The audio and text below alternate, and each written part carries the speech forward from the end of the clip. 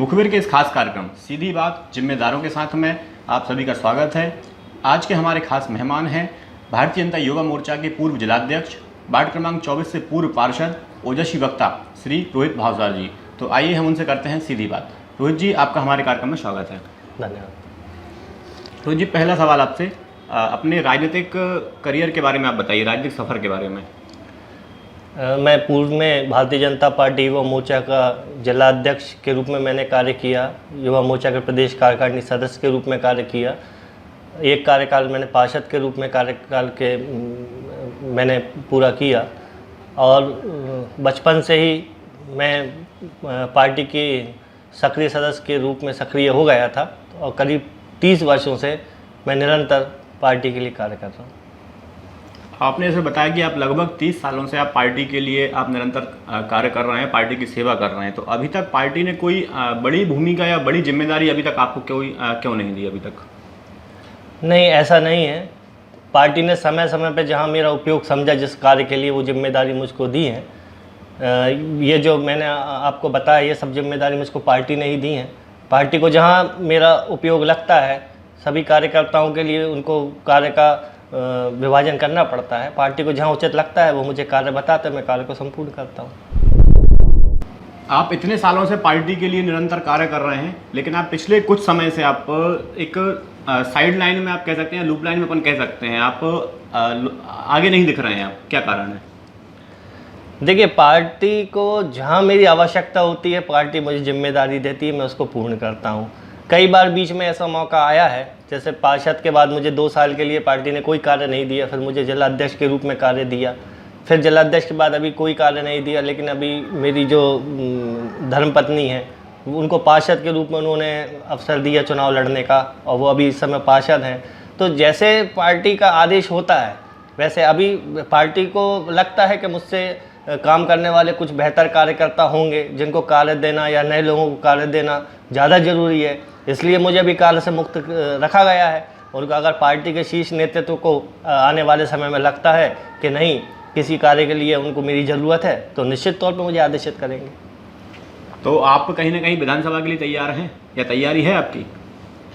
देखिए, तैयारी विधानसभा या किसी भी चुनाव या किसी भी कार्य के लिए मैं स्पष्ट कहना चाहता हूं, जो बच्चे लोग साल भर पढ़ते हैं ना, उनको रात भर जग के परीक्षा के एक दिन पढ़ने की कोई ज़रूरत नहीं पड़ती है।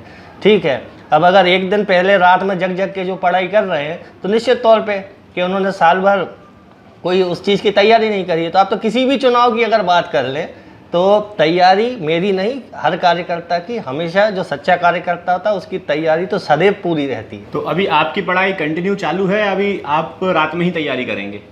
मेरी तो पिछले 30 साल से कभी पढ़ाई नहीं रुकी है। मैं निरंतर सक्रिय रहता हूँ, आम लोगों के बीच में रहता हूँ, जिसको मेरी ज़रूरत जब लगती है 24 घंटे में उसके लिए उपलब्ध रहता हूँ। और मैं किसी चुनाव या किसी पद के लिए कार्य नहीं कर रहा हूँ। देखिए मनोज जी, मैं आपको स्पष्ट बता देना चाहता हूँ कि मैं 14-15 साल की उम्र में जब मैं शिवराज जी से प्रभावित होकर राजनीति में आया था, और उसी समय मैंने ये संकल्प लिया था कि मैं किसी भी नौकरी में या ऐसी जगह नहीं जाऊंगा। मैंने सेवा के लिए, क्योंकि वो जो बुद्धि 15 साल के बच्चे की होती है वो कोई व्यावसायिक बुद्धि नहीं होती है, उसके मन में एक साफ मन होता है। तो मैं एक सेवा के लिए राजनीति में आया था। और पिछले 30 साल में मैं ये कह सकता हूँ कि आपने कभी भी कोई एक आरोप मेरे ऊपर, एक भ्रष्टाचार का या कोई भी एक आरोप 30 साल के राजनीतिक जीवन में मेरे ऊपर नहीं है। सुषमा जी, आदरणीय सुषमा जी के मैं इतने करीबी रहा, मुझे आदरणीय शिवराज सिंह जी चौहान से एक बच्चों जैसा स्नेह मेरे को बचपन से मिला है, मैं उनके इतने करीबी रहा। लेकिन इसके बाद भी कभी मैं किसी ऐसे कार्य में लिप्त नहीं रहा कि मुझे आंखें नीचे करनी पड़े। मैंने हमेशा स्वाभिमान से राजनीति करी है। मेरी हमेशा तैयारी रहती है, मैं हमेशा आम जनता के बीच में रहता हूँ। पार्टी अगर आदेशित करेगी तो परिणाम सामने आ जाएगा। आप मुख्यमंत्री जी के करीबी हैं, लेकिन कोई बड़ी जिम्मेदारी अभी तक आपके पास क्यों नहीं? देखिए, मुख्यमंत्री जी का मैं करीबी हूँ, ये बात सही है, लेकिन एकमात्र मैं करीबी हूँ ये तो सही नहीं है। मेरे जैसे पूरे मध्य प्रदेश में इतने लोग हैं, इतने कार्यकर्ता हैं। गंज बासोदा में मैं अकेला करीबी नहीं हूँ, उनके वो ऐसे कई व्यक्ति हैं जिनको वो बहुत चाहते हैं। लेकिन जब पार्टी का निर्णय होता है एक व्यक्तिगत पारिवारिक इसने अलग चीज होती है, लेकिन जब कोई पार्टी का कार्य होता है तो वो एक व्यक्ति विशेष का कार्य नहीं होता है। भारतीय जनता पार्टी और अन्य राजनीतिक दलों में यही अंतर है। यहाँ एक कोई व्यक्ति का निर्णय नहीं होता है, यहाँ पूरा संगठन विचार विमर्श करके किसको किस समय कब क्या जिम्मेदारी देना है ये संगठन तय करता है। और समय के पहले वक्त से पहले और भाग्य से ज़्यादा ना तो कभी किसी को मिला है कुछ और ना कभी मिल सकता है। नगर में पिछले 5 साल से भारतीय जनता पार्टी की सरकार है विधानसभा स्तर पर, और नगर पालिका में 3 कार्यकाल पूर्ण हो चुके हैं। चौथा कार्यकाल भारतीय जनता पार्टी का अभी रनिंग में है। तो आप इन सालों के विकास को आप किस तरीके से देखते हैं? देखिए, विकास तो स्पष्ट दिख रहा है।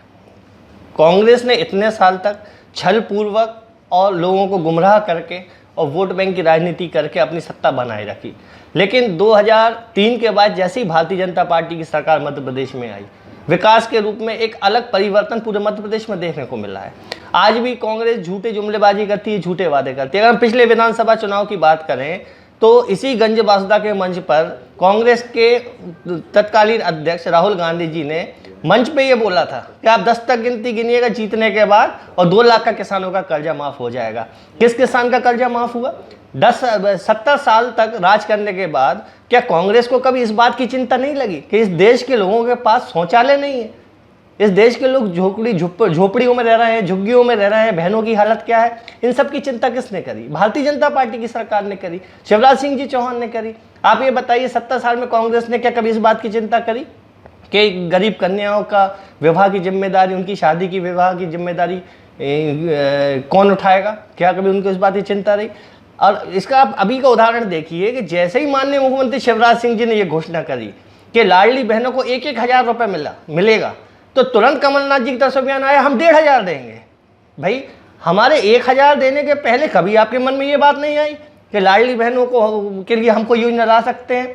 जब कमलनाथ जी की सरकार इस प्रदेश में बनी थी, गुमराह करके उन्होंने सरकार बनाई थी, झूठे वादे करके, किसानों का कर्जा तो माफ हुआ ही नहीं। मैं आपको बता दूं, जो मुख्यमंत्री कन्यादान योजना थी वो बंद कर दी गई, मुख्यमंत्री तीर्थ दर्शन योजना थी वो बंद कर दी गई। जितनी योजनाएं यहाँ के पिछड़े और अंतिम पंक्ति के व्यक्तियों के लिए थी, सारी योजनाएं कमलनाथ जी की सरकार ने बंद कर दी थी। और आज उसी का परिणाम, उसी का हर्ष कांग्रेस भुगत रही है कि बिल्कुल अर्श से लेकर अब फर्श पे आ चुकी है। तो क्या 1500 का काउंटर 3,000 रुपये को नहीं कह सकते हैं? देखिए, ये निर्णय तो आदरणीय मुख्यमंत्री जी को लेना है। इसके लिए ऐसा नहीं है कि केवल हमने बोल दिया 1,000 और 1,500 और 2,000। उसके लिए वो उनका निर्णय है, शासन का निर्णय है। जैसे ही उनकी वित्तीय स्थिति उनको ऐसे लगेगी, मुख्यमंत्री जी ने बोला है, तो निश्चित तौर से आने वाले समय में उसको 3,000 रुपये तक करेंगे। क्योंकि मुख्यमंत्री जी ने, आदरणीय शिवराज जी ने आज तक प्रदेश में जो घोषणाएं करी हैं वो संपूर्ण हुई हैं। ऐसी कोई भी घोषणा नहीं है जो केवल मंच तक सीमित रह गई हुई, सब धरातल पर हमको देखने को मिल रही है। आपके अनुसार विकास की परिभाषा क्या है?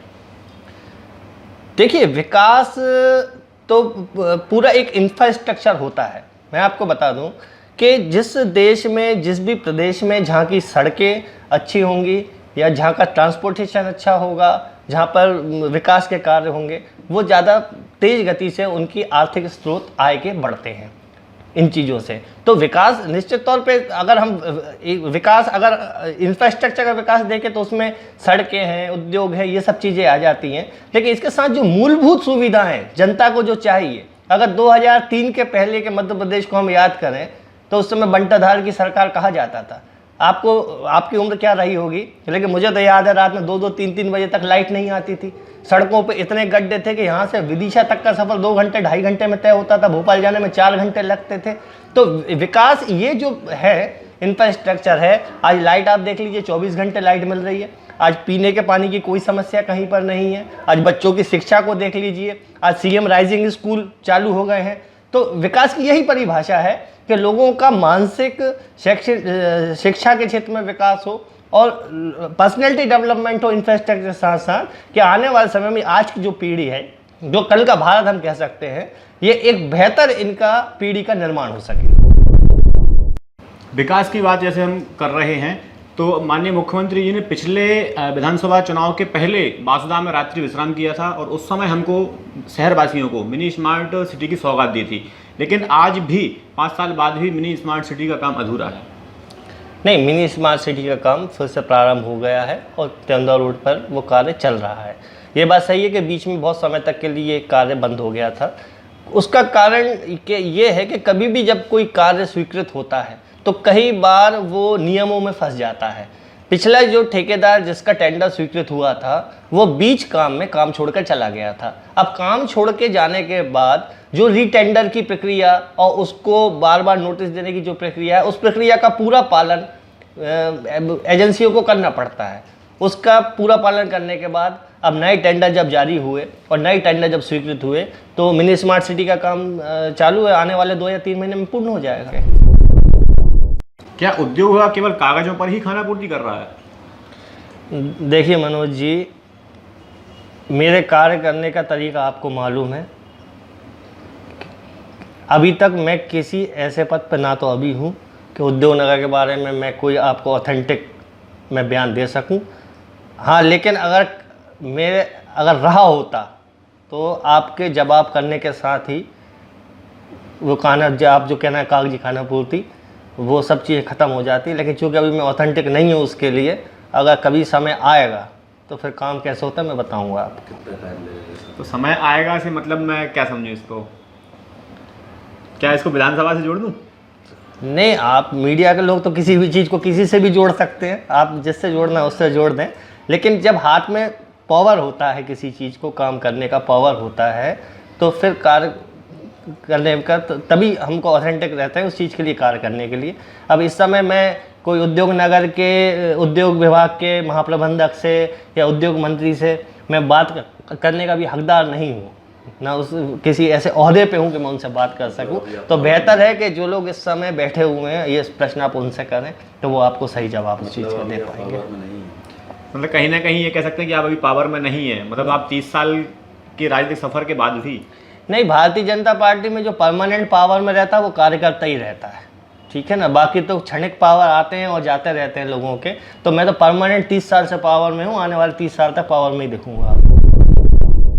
अभी कुछ समय पहले नगर में चर्चा थी कि आप भारतीय जनता पार्टी को छोड़ रहे हैं आप, और कहीं ना कहीं आगे निकट भविष्य में विधानसभा चुनाव भी है और आम आदमी पार्टी अभी बहुत तेज़ी से अपने प्रत्याशी की तलाश में है, तो क्या इसको जोड़ सकते हैं?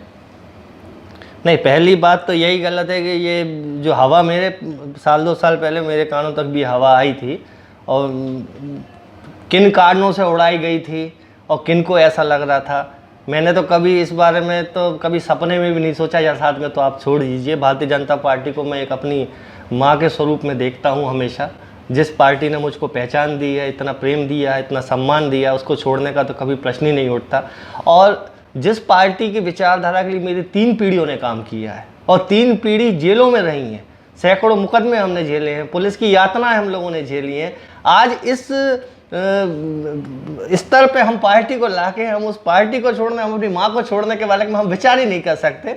कुछ चुनावी परिदृश्य ऐसे हो गए कि आजकल क्या हो गया है कि एक आम चीज़ है, हम आज से अगर 15-20 साल बात करें तो एक दल बदलू शब्द होता था और बहुत ऐसा एक अपमानित करने वाला शब्द होता था। तो अब वो शब्द राजनीति में कुछ बचा नहीं है, ठीक है। छोटी मोटी बात हो गई है, इसका आना उसका जाना और लगा है राजनीति में, लेकिन मेरे मन में कभी ये विचार नहीं आया है। वो हवा उड़ाई गई थी कुछ रणनीति के तहत, विपक्षी दलों ने या फिर किसी ने, मेरे शुभचिंतक ने उड़ाई होगी, लेकिन मेरे मन में कभी ऐसा विचार नहीं आया है। और जब तक मेरे अंदर प्राण है मैं भारतीय जनता पार्टी का ही कार्य करता रहूँगा और इसकी सेवा करूँगा। यदि इस चुनाव में भारतीय जनता पार्टी आपको मौका नहीं देती है तो फिर आपका अगला कदम क्या रहेगा? पहले तो मैं स्पष्ट दे दूं, बता दे रहा हूं आपको, अगर इस चुनाव में भारतीय जनता पार्टी मुझे मौका नहीं देती है तो जिसको मौका देगी उसके लिए तन मन धन से एक ऐतिहासिक विजय के लिए मैं काम करूंगा, जैसा मैं हमेशा करता आया हूं। इसके बाद अगला प्रश्न क्या है आपका? तो क्या इस विधानसभा चुनाव में आपकी दावेदारी रहेगी? मनोज जी, फिर वही प्रश्न आ जाता है कि भारतीय जनता पार्टी में कोई दावेदारी की कोई प्रावधान ही नहीं है। और जब लोग मुझसे पूछते हैं तो मुझे आज तक ये कोई नहीं बताता कि दावेदारी करनी कहाँ है जाकर। ना तो इस पार्टी में गाड़ियों के काफिलों से दावेदारी होती है, ठीक है ना, इसमें अपना बायोडाटा दे के दावेदारी होती है, ना किसी एक व्यक्ति विशेष की चरणवंदना से यहाँ पर दावेदारी होती है, ना होर्डिंगों में अपने फोटो लगाने से दावेदारी होती है। दावेदारी का क्राइटेरिया क्या हो, कहाँ के आके करनी है? मैं आपसे पूछना चाहता हूँ, आप बताइए दावेदारी अगर मैं करना चाहूँ तो कहाँ जाके करूँ? ये संगठन बेस्ड पार्टी है भारतीय जनता पार्टी, या एक व्यक्ति में आज कांग्रेस में किसी को टिकट चाहिए हो तो एक व्यक्ति की चरण वंदना करनी है जाके, बीएसपी में चाहिए हो मायावती जी की करनी है, अगर आपको समाजवादी पार्टी चाहिए तो यार आप मुलायम सिंह जी के, आपके अखिलेश यादव जी की करनी है। किसी भी पार्टी में व्यक्ति की व्यवस्था है, लेकिन भारतीय जनता पार्टी में संगठन की व्यवस्था है। यहाँ दावेदारी की प्रथा ना कभी रही है। पार्टी को जिस कार्यकर्ता को लगता है कि इसका चुनाव उचित है, वो किसी भी चुनाव के लिए उसका चयन करता है, उसको मैदान में उतारता है और उसके ही निर्णय से वो विजय होता है। तो अभी जो क्षेत्र में जो दौरे चल रहे हैं, उन दौरों के बारे में आप क्या कहेंगे? कई नेताओं के जो दौरे अभी वर्तमान में विधानसभा क्षेत्र में कर रहे हैं, जो कि पिछले 5 साल में दिखाई नहीं देते हैं। देखिए, दौरे अगर वो कर रहे हैं उनका व्यक्तिगत विषय है, अगर कोई दौरा कर रहा है तो, लेकिन इतने समय पहले से ना तो किसी को हरी झंडी मिलती है ना किसी को लाल झंडी मिलती है। अब जो दौरे कर रहे हैं, मुझे नहीं मालूम कौन कौन दौरे कर रहे हैं, लेकिन अगर भारतीय जनता पार्टी के कार्यकर्ता की हैसियत से दौरे कर रहे हैं तो बहुत अच्छी बात है, लोगों से उनका संपर्क होना चाहिए। आज नहीं तो कल, सबको तो विधानसभा मिलना नहीं है, आज नहीं मिलेगा कल मिलेगा, कल नहीं मिलेगा और बाद में मिलेगा, लेकिन इस बहाने कम से कम सक्रिय हैं तो पार्टी के लिए अच्छी बात है, लोगों से संपर्क हो रहा है उनका। आप एक शहर आपको एक ओजस्वी वक्ता के रूप में जानता है, और आपका जो जिद्दीपन है वो शहर ने पहले कई आपके संघर्षों में देखा है, कई बार आपको देखा है, तो वो जिद्दीपन यहाँ दिखाई क्यों नहीं देता है? देखिए, सरकार जब हमारी है और शासन जब हमारा है तो जिद्दीपना अब सड़कों पे हम किस बात का करेंगे? जिस बात के लिए हम सड़कों पे लड़ते थे, पुलिस के डंडे खाते थे, जेलों में जाते थे, तो आज वो व्यवस्थाएं सुधर गई हैं। हम सड़कों पे कई बार उतरे, 18 मुकदमे मुझ पे लगे, जिस 18 में से 8 मुकदमे केवल विद्युत मंडल के थे, 8 मुकदमे विद्युत मंडल के थे। अब जब 24 घंटे लाइट आ रही है तो उस आंदोलन की जरूरत तो नहीं है ना, सड़कें तो अच्छी हो गई है ना, पूरी बेहतर सुविधाएं मिल रही है। हाँ, कभी अगर झूठे वादों से और गुमराह करके जनता को, फिर कभी अगर कांग्रेस की सरकार बनती है और वो अगर इस तरीके की नीतियां फिर आती हैं तो आप वही उग्र रूप आप फिर से आपको देखने को मिलेगा, लेकिन अभी उसकी ज़रूरत नहीं है। नहीं, मेरा ऐसा ये है कि ये उग्र रूप, ये जिद्दीपन विधानसभा के लिए क्यों नहीं है? देखिए, स्पष्ट मैं आपको बता दे रहा हूँ, मैंने बचपन से नेता के रूप में माननीय श्री शिवराज सिंह जी को स्वीकार किया है और उम्र में वो मुझसे बहुत बड़े हैं। बाकी जो लोग हैं वो उनके एक हम उम्र में हैं और उनके साथ उन्होंने एक मित्रता के रूप में भी कार्य किया, लेकिन मैं एक बच्चे के रूप में उनसे जुड़ा था और मैं उनका हृदय से मतलब इतना सम्मान करता हूँ। मैंने उनको अपना प्रेरणा स्रोत राजनीति में माना और उनके ही माध्यम से मैं राजनीति में आया और मैंने ये प्रण लिया कि इतना सब एग्ज़ाम देने के बाद, सिलेक्शन होने के बाद भी, कि मैं किसी नौकरी में नहीं जाऊंगा, मैं राजनीति में रहकर ही मैं अपने कार्य करूंगा और सेवा करूंगा जनता की। तो मैं उनके आदेश की कभी अवहेलना नहीं कर सकता, मरते दम तक नहीं कर सकता। उनका जो आदेश होगा वो मेरे लिए सर्वोपरि होगा। वो आने वाले 10 विधानसभा टिकट तक भी अगर मुझे मौका नहीं देंगे तो भी मेरे चेहरे पे यही मुस्कान रहेगी, उनके लिए यही मेरे भाव रहेंगे हमेशा, और पार्टी के लिए ऐसे ही सेवा करता रहेगा।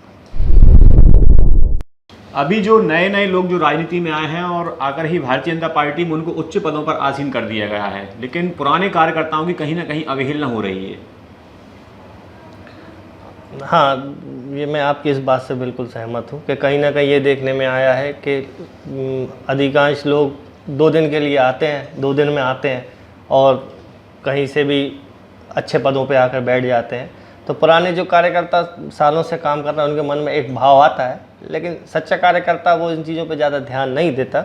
लेकिन इन लोगों का जो राजनीतिक जीवन होता है जल्दी पाने वालों का, वो कोई लंबा नहीं होता। ये चटमंगनी जो पट ब्याह वाले होते हैं तो वो मान लो वो झट तलाक वाले भी होते हैं, तो उनका ज़्यादा दिन तक राजनीतिक सफ़र नहीं चलता है। तो मैं 30 साल जीवन में ऐसे कई मैंने देखे हैं, और मैं केवल भारतीय जनता पार्टी नहीं, मैं सभी राजनीतिक दलों की बात कर रहा हूँ। कि जिसमें बहुत साबुन के झाग की तरह से लोग आते हैं ना, तो साबुन के झाग की तरीके से बैठ जाते हैं, क्योंकि जो विचारधारा के लिए काम करता है बहुत लंबे समय में। आज मोदी जी अगर देश के प्रधानमंत्री हैं, शिवराज जी मुख्यमंत्री हैं, तो आप इनका अतीत देखिए, इनका संघर्ष कहाँ से चालू हुआ, ये यहाँ तक किस व्यवस्था में पहुँचे। और 2 दिन से आए कोई और बन जाएगा तो 2 दिन ही उसको जाने में लगते हैं, कोई उसका ज़्यादा राजनीतिक भविष्य नहीं होता है, और जनता के बीच में कोई ज़्यादा उसके वो छवि नहीं छोड़ पाता है वो अपनी, कि जैसे हम और लोगों की देखते हैं। ज़मीनी कार्यकर्ताओं की जो बात होती है वो अलग होती है। नगर पालिका की यदि हम बात करें तो माननीय मुख्यमंत्री जी ने महिलाओं को 50% आरक्षण दिया हुआ है, और आपकी धर्मपत्नी भी वार्ड क्रमांक 24 से पार्षद हैं। आप वार्ड में एक्टिव दिखते हैं, लेकिन आप नगर पालिका में दिखाई नहीं देते। देखिए, जब पार्षद वो हैं, मेरी धर्मपत्नी पार्षद हैं, तो मैं नगर पालिका क्यों जाऊं? जब मैं पार्षद था वो तो नहीं जाती थी मेरे साथ, जब मैं पार्षद था तो वो नहीं जाती थी, वो मैं पार्षद था तो मेरी जिम्मेदारी थी। आज वो पार्षद है। भाई 50% आरक्षण इसलिए दिया गया है कि ठीक है, आपको राजनीतिक अनुभव नहीं है, लेकिन आप सीखोगे कैसे? अगर आपका काम हम ही करने बैठ जाएंगे, आपकी नोट शीटें हम ही लिखेंगे, अनुशंसाएं हम ही लिखेंगे, मीटिंगों में हम ही जाएंगे, कुर्सी लगा के बगल में हम ही बैठेंगे, तो आप कब काम सीखोगे? आज हम देख रहे हैं 50% आरक्षण। मैं अपना उदाहरण दे रहा हूँ मम्मी का, मैं अपनी माँ का उदाहरण दे रहा हूँ। मेरी माँ का कोई राजनीतिक अतीत नहीं था। 1994 में वो पार्षद का चुनाव लड़ी और 10 साल तक वो पार्षद रही, लेकिन वो काम में इतनी परिपक्व हो गई कि आज वो मंच में एक अच्छे भाषण देने वाली महिला के रूप में जानी जाती हैं, एक अच्छी प्रबंधक के रूप में जानी जाती हैं, और अभी भी राजनीति में सक्रिय हैं इतने सालों में भी। तो उस आरक्षण के कारण उन्होंने काम सीखा ना।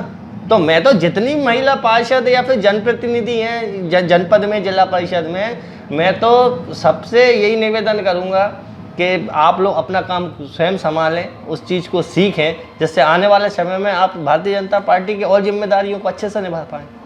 तो क्या महिला पार्षदों के प्रतिनिधि नगर पालिका में सक्रिय हैं? इस पर मैं कुछ नहीं बोलना चाहूँगा, क्योंकि मैं उनके साथ काम करता हूँ। कुछ रहते हैं महिलाएं, कुछ ऐसे रहती हैं कि बहुत ऐसे परिवेश से आती हैं कि पर्दा करती हैं, ज़्यादा बात नहीं करती हैं, तो कहीं कहीं ऐसे पतियों की मजबूरी हो जाती है कि उनको काम संभालना पड़ता है। लेकिन बैठक वगैरह में तो महिलाएं उपस्थित रहती हैं, काम करती हैं। बाकी अन्य काम थोड़ा बहुत पति संभाल लेते हैं, कोई दिक्कत भी नहीं है उसमें। यदि विधानसभा में आपको मौका मिलता है तो आप ऐसे कौन से काम आप करना चाहेंगे जो अभी तक नहीं हुए हैं? देखिए, सबसे ज़्यादा जो मूलभूत आवश्यकता यहाँ की है वो है रोजगार की। इसलिए मैं पहले भी शीर्ष नेतृत्व से कई बार निवेदन कर चुका हूँ कि एक बड़े उद्योग की स्थापना गंज बासुदा या 10 किलोमीटर के एरिया में कहीं पे भी होनी चाहिए, जिससे यहाँ के लोगों को रोज़गार मिल सके। तो सबसे बड़ी जो प्राथमिकता रही वही तो उद्योग की रहेगी। इसके बाद हमारे यहाँ कई खेल प्रतिभाएं हैं शहर के अंदर, और मुझे लगता है जब उन खेल प्रतिभाओं को मैं देखता हूँ कि वो राष्ट्रीय स्तर तक अपना नाम रोशन कर सकते हैं, शहर का नाम रोशन कर सकते हैं, तो उनके लिए एक व्यवस्थित स्टेडियम ये एक शहर में होना चाहिए। तीसरा, इस शहर में यातायात की बड़ी अव्यवस्था है। अगर हम सड़कों पर जाते हैं, 20 सड़कों में वाहन खड़े हैं, यातायात व्यवस्था बहुत तरीके से चरमराई हुई है। तो एक व्यवस्थित पार्किंग बने, व्यवस्थित यातायात रहे। ख़ासतौर से जब स्कूल की छुट्टी जब होती हैं, एक साथ स्कूलों की 12 से 2 बजे की छुट्टी होती है, तो उस समय बड़े रोड की स्थिति काफ़ी बेकार हो जाती है। तो प्रमुख चीज़ें ये हैं। और यहाँ के जो बच्चे हायर एजुकेशन के लिए, आपके कोचिंग के लिए बाहर जाते हैं, कोटा जाते हैं, तो उनके लिए कम से कम ऐसी कोई व्यवस्था हो कि जो गरीब बच्चे हैं, जिनकी आर्थिक स्थिति ठीक नहीं है, कम से कम उन बच्चों के लिए यहाँ पर ऐसी एक कोचिंग की व्यवस्था होनी चाहिए कि वो उसमें अध्ययन करके जो कॉम्पिटिटिव एग्ज़ाम है उनको फेस कर सकें। नगर में इस समय जो सबसे मुख्य समस्या है अतिक्रमण की, और इसी अतिक्रमण का परिणाम है कि अभी नगर में पिछले विगत दिनों हुई केवल मात्र 2 घंटे की बरसात में नगर जलमग्न होने की स्थिति में था। तो इसको आप 15 साल के विकास में किस रूप में देखते हैं?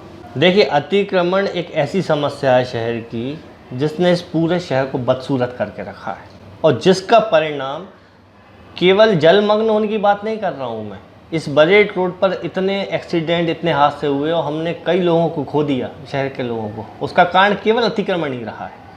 अतिक्रमण के कारण कई दुर्घटनाएं हुई हैं और पूरा शहर पर ये मान लीजिए आप एक कलंक अगर है तो वो अतिक्रमण है कि पूरी गलियां हो, रोड हो, हर जगह अतिक्रमण हो गया। अब मुझे ये समझ में नहीं आता कि इस अतिक्रमण के लिए जनप्रतिनिधि इतने मतलब कोई जवाबदेही उनकी क्यों नहीं बन रही है।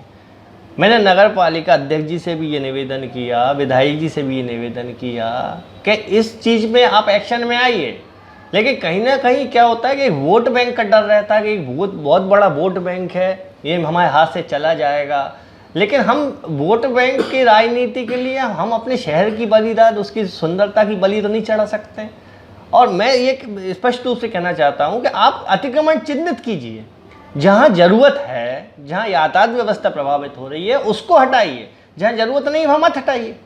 लेकिन जहाँ सड़क ही नहीं बची, मेन रोड ही खत्म हो रही है आपकी, उस अतिक्रमण को हटाने में क्या हिचकिचाना। इसके लिए जो इच्छा शक्ति होनी चाहिए आपके अंदर, और ये भावना भी ये मन से हटा दें कि इनके वोट बैंक की राजनीति के कारण आप जनप्रतिनिधि चुने जाते हैं।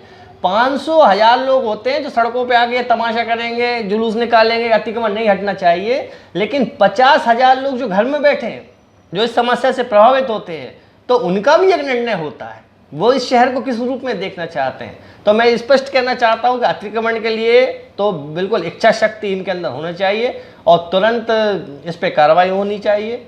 इसमें बिल्कुल निष्पक्ष तौर पे इन पे चाहे 3 मंजिला बिल्डिंग हो और चाहे पान की दुकान हो, चाहे गुमटी हो, अगर शहर के विकास में कोई चीज़ रोड़ा आ रही है, आड़े आ रही है, तो उसको निश्चित या तो उसका स्थान परिवर्तन कर दीजिए, उसको कहीं और जगह अलॉट कर दीजिए, लेकिन उसके साथ कोई समझौता नहीं होना चाहिए। और हमने ये भी देखा है कि जिन जिन जगह पे अतिक्रमण के खिलाफ कार्रवाई हुई है वहाँ वोट बैंक बड़ा है।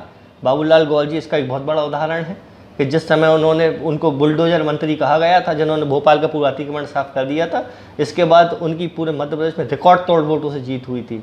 आज अगर उत्तर प्रदेश में हम देखते हैं तो बुलडोजर के नाम से नाम मुख्यमंत्री जी का चलता है, तो उसका आपको जो जनता के अंदर आएगा उसका पॉजिटिव व्यू आपको देखने को मिलेगा, उसके सकारात्मक परिणाम आएंगे।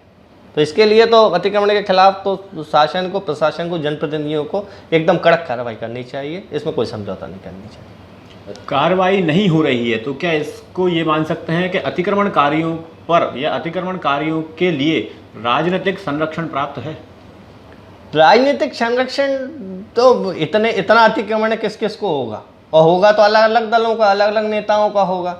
लेकिन मैं निश्चित शुद्ध रूप से कहूँगा इच्छा शक्ति की कमी है, ये इच्छा शक्ति की कमी है। इसके लिए आपको अपने थोड़ा कुर्सी से मुंह हटाकर शहर की तरफ देखना होगा, उस कुर्सी का मुंह छोड़ना पड़ेगा आपको थोड़ी देर के लिए।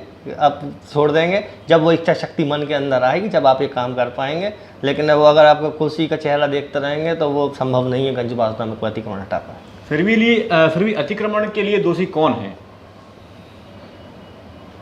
जितने अधिकारी गंज बासुदा में दफ्तरों में बैठे हुए हों, जिनका ये दायित्व बनता है अतिक्रमण हटाने का, वो चाहे मुख्य नगर पालिका अधिकारी हों, चाहे अनुविभागीय अधिकारी हों, चाहे तहसीलदार हों, चाहे पटवारी हों, जितने जनप्रतिनिधि जो इस समय जनता के द्वारा चुने गए हैं और जिनको ये अधिकार है कि वो ये कार्य कर सकते हैं, समस्त लोग दोषी हैं इसके। पिछले कुछ समय हमने सोशल मीडिया के माध्यम से देखा कि जनप्रतिनिधि अपने वार्डों में सफाई करते हुए देखे गए हैं, तो नगर पालिका में सफाई की स्थिति क्या है? सफाई कर्मचारियों की थोड़ी कमी है। बाकी जनप्रतिनिधि अगर नाली साफ़ कर रहे हैं, सफाई कर रहे हैं, तो वो बहुत धन्यवाद के पात्र हैं। हमारे वाल्मीकि के समाज के लोग तो रोज़ ये काम करते हैं, तो अगर 2-4 दिन अगर महीने में हम भी ये काम करें। हालांकि मैं इस चीज़ के लिए ऑथेंटिक नहीं हूँ मैं किसी और वार्ड के बारे में बोलूँ, लेकिन मेरे वार्ड में ऐसी कोई समस्या नहीं है, ना सफाई की समस्या है, ना अन्य कोई पेयजल की समस्या है। मैं पूर्ण रूप से संतुष्ट हूँ। हाँ, फिर भी मैं सफाई करता हूँ, क्योंकि मेरा मानना है कि घर के सामने अगर हर व्यक्ति अगर सफाई करेगा तो हर जगह ही सफाई देखने को मिलेगी। आप वर्तमान नगर पालिका के विकास को और वर्तमान विधायक के विकास को आप कितने अंक देते हैं 10 में से? मैं तो दोनों को 10 में से 10 ही अंक दूंगा, क्योंकि मेरी भारतीय जनता पार्टी के चुने हुए जनप्रतिनिधि हैं, तो सवाल ही नहीं उठता कि मैं एक भी नंबर उनका कम करूं। जैसे आपने अभी स्वयं बताया कि अभी नगर में कुछ कमियां जो रह गई हैं, तो उनके अंक क्या आप नहीं काटेंगे? नहीं, उसमें सुधार है, इसके लिए अंक काटने की आवश्यकता नहीं है। अंक काटने की कोई आवश्यकता नहीं है। ये जो कार्य हैं, कार्यों की मांग तो हमेशा बनी रहेगी। आने वाले समय में जैसे जैसे शहर बढ़ता जाएगा उसकी मांगें बढ़ती जाएंगी। समय के साथ हर चीज़ में मतलब शहर कुछ नया मांगेगा हमेशा। अंतिम सवाल आपसे कि आपने जिन लोगों के लिए अभी तक निस्वार्थ भाव से काम किया है, तो कहीं ना कहीं देखने में ये आया है कि वही लोग आपके छवि धूमिल कर रहे हैं, आपका राजनीतिक करियर ख़त्म करने की उसमें रहते हैं, तो उनके लिए क्या जवाब देंगे? कई तरीके के ऐसे निराधार आरोप भी कई बार लगे, आप सही कह रहे हैं, लेकिन उनकी करनी, उनके साथ जाना है, मेरा काम मेरे साथ जाना है। मैं बस इतना ही कहना चाहता हूँ आपसे कि जो कलंकित कभी नहीं होते वो वंदित कभी नहीं होते, जिन फूल में ना हो कांटे वो सुगंधित कभी नहीं होते, और लोग करते न अगर हमें बदनाम तो हम चर्चित कभी नहीं होते। अगर उनके ऐसा करने से मुझे वाही मिलती है, मुझसे और युवा जुड़ते हैं, तो मेरे राजनीतिक भविष्य पे उनके करने से कोई फ़र्क नहीं पड़ता। मैं ज़्यादा उनको दिमाग पे नहीं लेता हूँ अपने। ये थे रोहित भावसार जी, जिन्होंने हमारे सीधे सवालों के बहुत ही बेबाकी से जवाब दिए। आपका बहुत बहुत धन्यवाद रोहित जी। धन्यवाद। मुखबिर के साथ बने रहिए आपके अपने कार्यक्रम सीधी बात जिम्मेदारों के साथ में। मैं मनोज दुबे, मुखबिर 24/7 गंज। धन्यवाद।